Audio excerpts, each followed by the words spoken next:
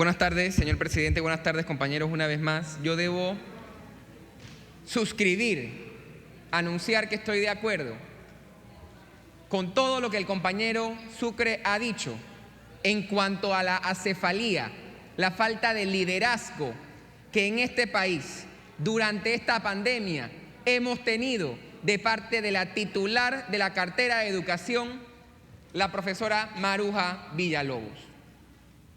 Las escuelas oficiales que aglutinan arriba del 70% de los estudiantes en este país parece estar olvidada. La educación oficial, que es de la que depende el futuro de este país, parece estar completamente olvidada. Pero además, el rol de rectoría y por ende de supervisión y fiscalización que tiene el MEDUCA sobre algunas instituciones privadas o particulares de educación, ya sea medio o superior, también parece poco suficiente en comparación con la obligación que deben tener todas, que es de educar, pero de educar con calidad y de educar de la manera adecuada. No obstante, este proyecto de ley, que tiene un poco más de una decena de artículos, tiene varias líneas de acción. Y a mí me preocupa enormemente dos de los artículos aquí incluidos. Porque en uno se habla de la posibilidad de contratar mano de obra para realizar labores que mitiguen los problemas y situaciones de urgencia durante y posterior al periodo, para una remuneración que no exceda el salario mínimo. Esto es una completa contradicción a la existencia misma del salario mínimo. Y abrir la posibilidad de que instituciones públicas tengan esa capacidad es delicado, porque yo coincido con el compañero Sucre. Yo creo que tenemos que preparar un plan firme y claro para cuando salgamos de esto, y por qué no, durante esta pandemia, salvemos y creemos la mayor cantidad de empleos posibles. Sin embargo, frente a la cantidad de gasto y a lo que creo que estuvo con nosotros el día que el ministro del MEF vino aquí, la estrategia de finanza pública tiene que estar encaminada a asegurar un ahorro. Y pensar entonces que el desempleo y o la creación de nuevos empleos debe recaer o ser responsabilidad entera del sector público es un grave error, compañero, en mi opinión. ¿Por qué? Ya la planilla estatal de esta República de Panamá es bastante amplia, es bastante grande.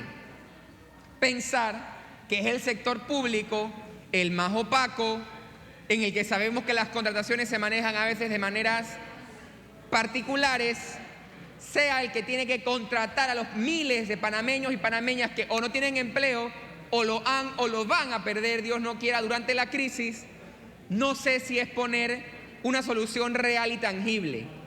Creo que por el contrario, tenemos que trabajar en proyectos de ley como lo ha hecho la bancada independiente y otras, de fortalecer el emprendimiento, de fortalecer la creación de empleos desde el ala privada, porque no solamente asegurarían la creación de un empleo, sino además la creación de una posible fuente de tributo, de impuesto, que enriquecería entonces además al Estado.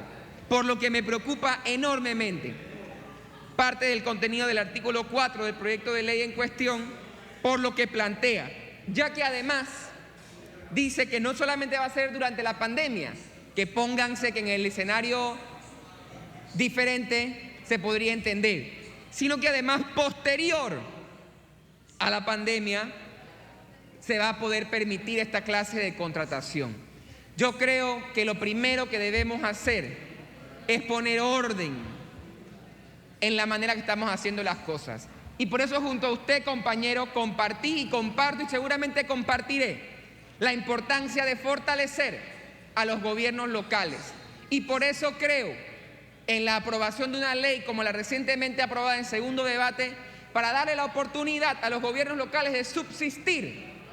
Porque como escuchamos el día lunes en la asamblea a alcaldes de diferentes partes del país, sin las alcaldías y o juntas comunales, los sectores más apartados del país, aquí representados por diferentes diputados de diferentes partidos políticos, quedarían rezagados, quedarían atrasados, quedarían olvidados y se volverían inoperantes.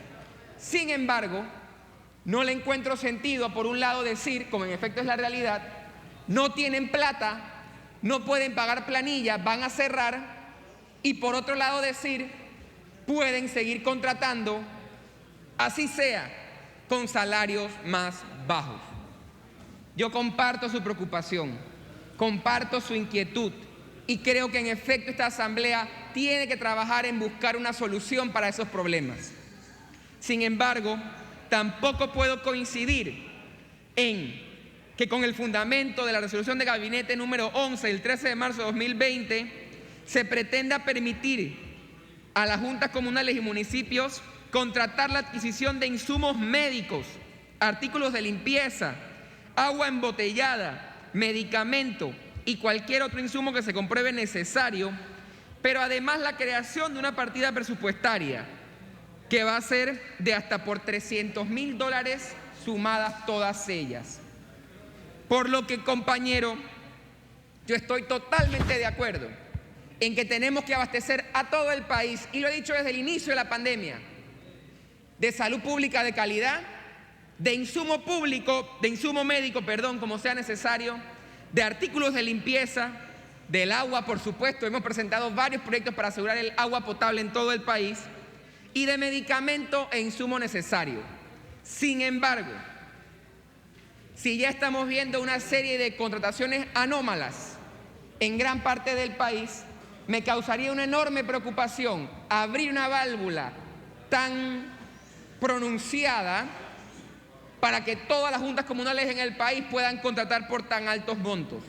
Pero me preocupa aún más la creación de partidas de montos tan altos sin que aquí esté presente el Ministerio de Economía y Finanzas o la Contraloría General de la República.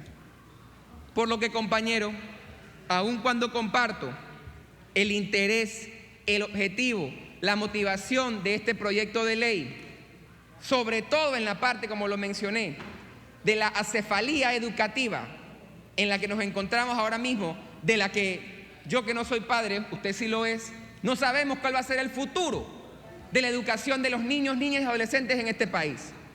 Y si nos preocupa la educación particular, que debe preocuparnos, imagínense aún más preocupante es el escenario para aquellos que están hoy, como una marcada mayoría, en la educación oficial. Y eso lo comparto y lo suscribo completamente.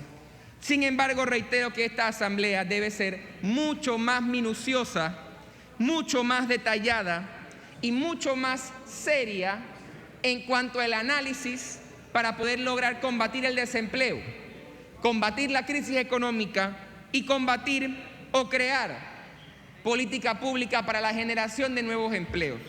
Y por eso considero que no son las instituciones del sector público ni los gobiernos locales los lugares adecuados para esta clase de contratación. Yo sí creo que de juntas comunales y municipios se puede buscar la manera para contratar y por ende conseguir de manera más rápida y expedita los insumos o los bienes y servicios que están pidiendo en las comunidades. Colega, yo soy diputado por San Miguelito, el circuito más grande del país, el segundo distrito más grande del país. Una población, para mí, o igual o mayor al 500,000 de habitantes. Un distrito enormemente denso. ¿Qué significa? Que hay mucha gente en pequeño espacio. Y créanme que las necesidades de limpieza, de comida, de medicamento es alta. Y creo que esa gente tiene el derecho, y nosotros como Estado la obligación de proveer y de cubrir ese derecho humano a la salud y a la alimentación que tienen. Pero creo de manera muy respetuosa, amable y para colaborar junto a usted en la redacción de una normativa más clara, que esta no es la manera adecuada en la que debemos materializar la solución para estos proyectos. Por lo que, presidente, yo solicitaría sentarnos con el compañero a revisar la normativa o buscar que haya técnicos de la Comisión de Presupuesto y o del MEF y la Contraloría para revisar los artículos en cuestión del compañero con su propuesta del proyecto de ley 300. Porque creo que la Asamblea sí tiene que dar paso en esta dirección, pero creo que pueden ser estudiados de una mejor manera. Gracias, presidente. Ofrezco la palabra. Tiene la palabra el diputado Héctor Brands Córdoba.